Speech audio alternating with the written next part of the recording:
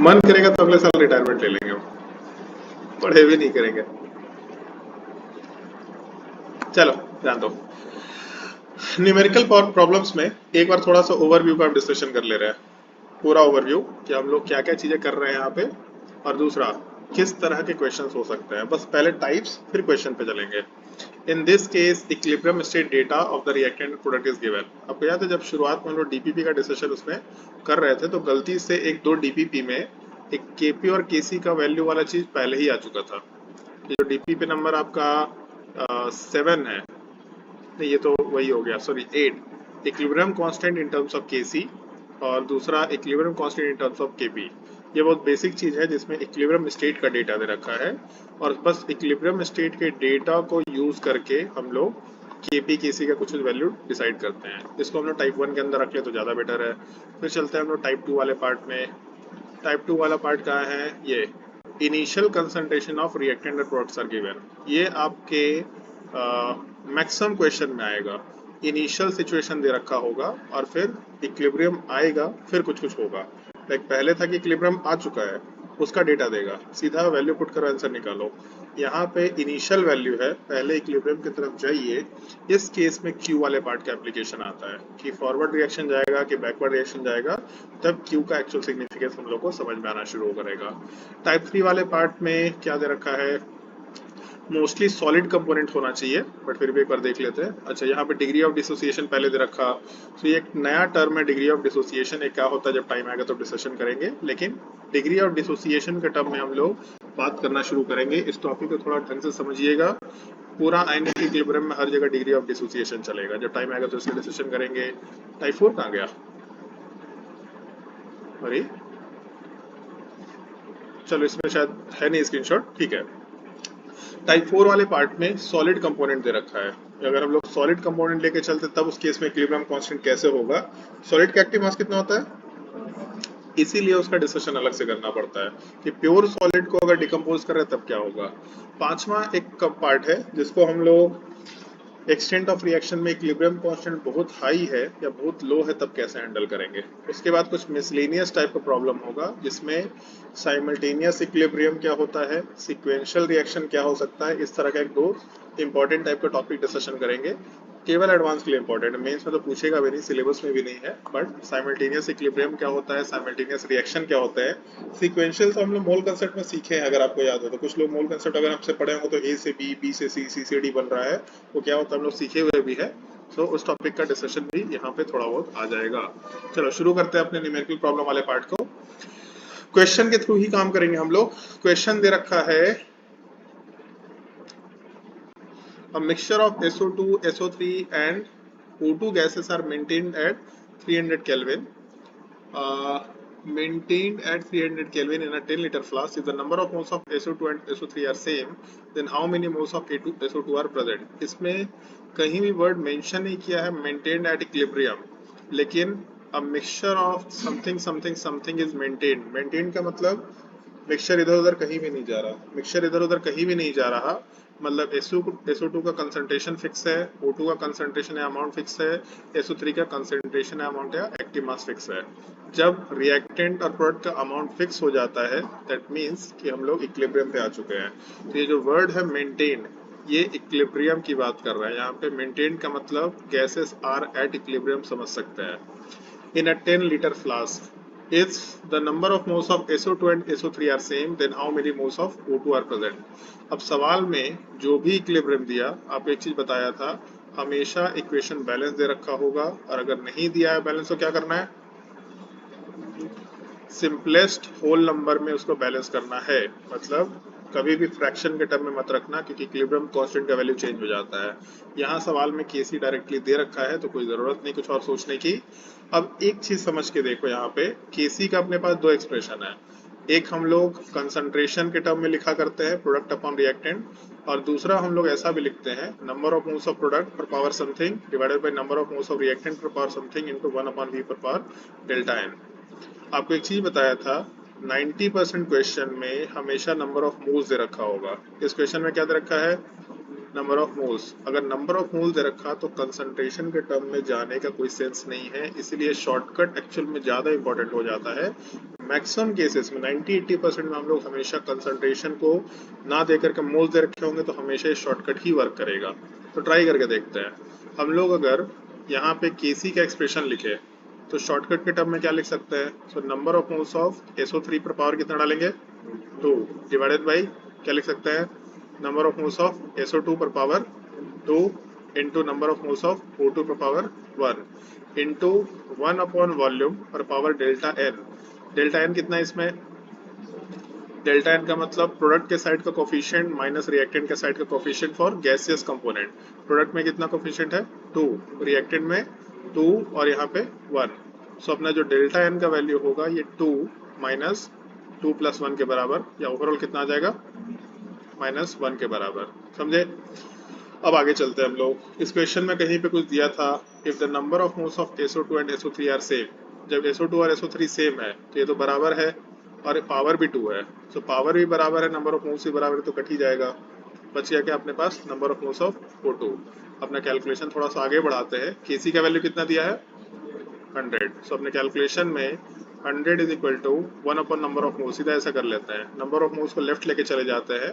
Number of moles of O2 is equal to 1 upon 100 और 1 upon V पर power -1 है। Volume कितना दिया था? 10। सो 1 अपॉन 10 पर पावर -1 मतलब ओवरऑल 10 ऊपर चला जाएगा। कितना जाएगा वैल्यू? 1/10 के बराबर। समझे कैलकुलेशन?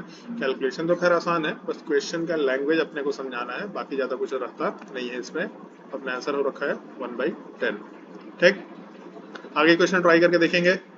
ये क्वेश्चन ट्राई करके देखिए आप लोग। एक दो एग्जांपल हम समझाएंगे और बाकी एक दो क्वेश्चंस आपको सॉल्व करना। आगे के लेक्चर में भी केवल क्वेश्चन सॉल्विंग ही चलेगा। अभी से केवल क्वेश्चन सॉल्विंग और लास्ट के ऑलमोस्ट 40-45 मिनट हम लोग लीच एटलियस प्रिंसिपल सॉल्व करेंगे। वो बहुत मजेदार टॉपिक है, तुमको बहुत मजा आएगा। रिएक्शन फॉरवर्ड जाएगा, बैकवर्ड जाएगा, फॉरवर्ड जाएगा, बैकवर्ड जाएगा, कहीं भी जाएगा वहीं रहेगा। मजा आता है उस चैप्टर में, बहुत मजा आता है यूनिट में। पूरे केमिस्ट्री का one of the most fun topic है वो। रिएक्शन दिया है, पूछेगा किधर जाएगा, प्रेशर बढ़ाएंगे किधर जाएगा, टेम्परेचर बढ़ाएंगे किधर जाएगा, बस बकवास है। ट्राई करो सवाल।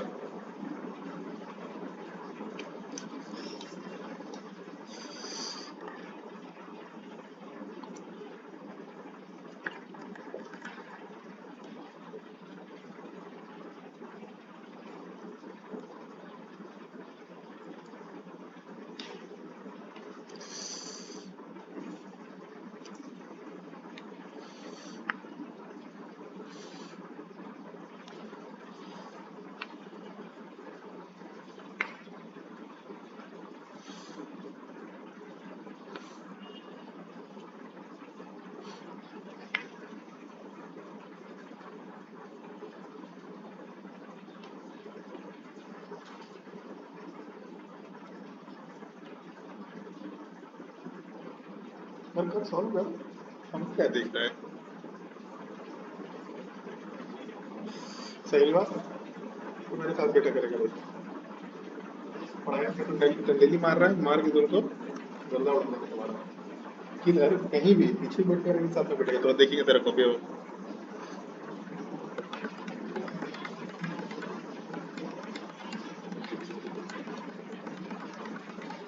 हाँ भाई बना सत्यम, समझ आ रहा है कि नहीं आ रहा है?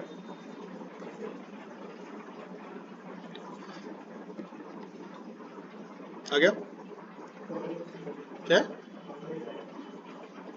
नोट्स कॉपी पे देखना पलट के,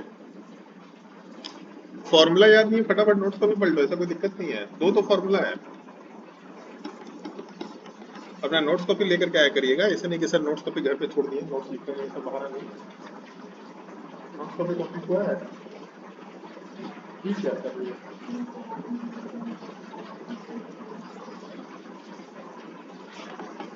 बहुत नंबर है। नोट्स कॉपी ग्रुप में डाल दिए।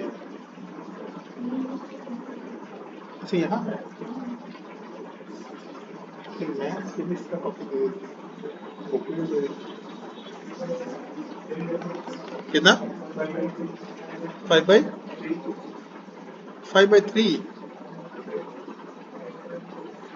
1.25 का मतलब 5/4, हाँ 5/4 आ रहा है। कितने लोग आ गया 5/4? 1 2 3 4, बाकी लोग ट्राई करो, फटाफट ट्राई करो, बहुत भारी नहीं है क्वेश्चन। सवाल को ढंग से पढ़िए, उल्टा सीधा मत पढ़िए। पहला चीज, for the given reaction N2O4 से 2NO2 the equilibrium mixture contains, equilibrium mixture already बोल दिया, the equilibrium mixture contains 2 moles of N2O4 and 1 mole of NO2 in a 10 litre container. Number of moles दे रखा, volume दे रखा, निकालने क्या बोला है? केपी। सो अगर केपी निकालना है तो वॉल्यूम से काम नहीं चलेगा, केपी निकालना तो क्या चाहिए अपने को? प्रेशर चाहिए। लेकिन अगर यहाँ पे प्रेशर दिया नहीं है, वॉल्यूम दिया है, तो हम लोग ऐसा कर सकते हैं शायद कि ठीक है अपने को केपी का सिचुएशन नहीं दिख रहा, केसी निकाल लेते हैं। और केसी और केपी में एक रिलेशन बताया हुआ था, KP is equal to KC into R T पर पावर डेल्टा एन जी। तो पहले केसी निकाल लेते हैं। केसी का एक्सप्रेशन क्या लिखेंगे? फिर से वही चीज, नंबर ऑफ मोल्स दे रखा, मतलब शॉर्टकट ही यूज करना है। क्या लिख सकते हैं? Number of moles of NO2 पर पावर कितना जाएगा? 2 divided by number of moles of N2O4 पर पावर कितना जाएगा? 1 इंटू 1/V पर पावर कितना जाएगा? इस पर डेल्टा एन कितना है? 2, और यहाँ कोफिशिएंट कितना है? 1, और दोनों गैसेस कंपोनेंट है। तो 2 - 1, इसका मतलब डेल्टा एन कितने के बराबर हो जाएगा? 1 के बराबर। वॉल्यूम कितना दिया है? 10 के बराबर। NO2 का नंबर ऑफ मोल्स कितना दिया? 1 के बराबर। N2O4 का नंबर ऑफ मोल्स कितना दिया?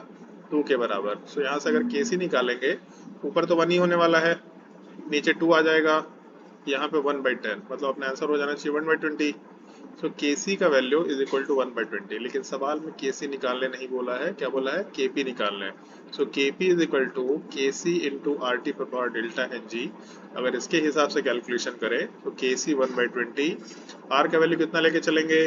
1/12। टेम्परेचर कहीं दिया है क्या? 300 केल्विन। सो 1/12 इंटू 300, डेल्टा एन जी का वैल्यू कितना लेके चल रहे थे? 1 के बराबर। सो अपने कैलकुलेशन में डेल्टा एन जी 1 के बराबर हो गया। ये कैंसल आउट होगा, ये भी कैंसल आउट होगा। 15/12 मतलब 5/4, 5/4 का मतलब 1.25 आंसर बोला जा सकता है। ट्राई करिएगा केमिस्ट्री में फ्रैक्शन में आंसर ना लिखने का। केमिस्ट्री में हमेशा आंसर इतना या इतना इंटू 10⁻⁻ माइनस या प्लस समथिंग के फॉर्मेट में डालने का। ये केमिस्ट्री में एक हैबिट बनाने की कोशिश करो। फ्रैक्शन कभी भी आंसर नहीं होता है केमिस्ट्री में नॉर्मली, समझे? लेकिन एक तरीका और है अपनी जिंदगी में, चाहे तो वो भी तरीका अप्लाई कर सकते हैं। ये तरीका आपको जल्दी प्रैक्टिस में नहीं समझ में आएगा, ये तरीका आप टाइम के साथ ही सीखिएगा। प्रैक्टिस में इतना आसानी से, यार केशव पंखा बंद, ये एसी बंद कर दिया, ठंडा लग रहा है। ये नॉर्मली आपके प्रैक्टिस में नहीं आएगा इतने आसानी से, ये आपको थोड़ा सीखना पड़ेगा। आपको याद है कि स्टूडेंट का आपको नाम बताया था, लक्ष्य करके एक लड़का, कोविड के टाइम पे 2020 में 9th क्लास में एक स्टूडेंट था। 9th-10th में हम लोग 11th क्लास से चीज पढ़ाए थे, लोग इक्विलिब्रियम कांस्टेंट पढ़ाए थे। वो लड़का एक डाउट पूछा था और वो प्रेशर के टर्म में क्वेश्चन सॉल्व कर रहा था। वो लड़का बहुत स्मार्ट था, लाइक मतलब टॉप 50 के लायक बच्चा था, लेकिन उसका रैंक गड़बड़ हो गया, यहाँ से कोटा चला गया, उसका 7200 रैंक आया है।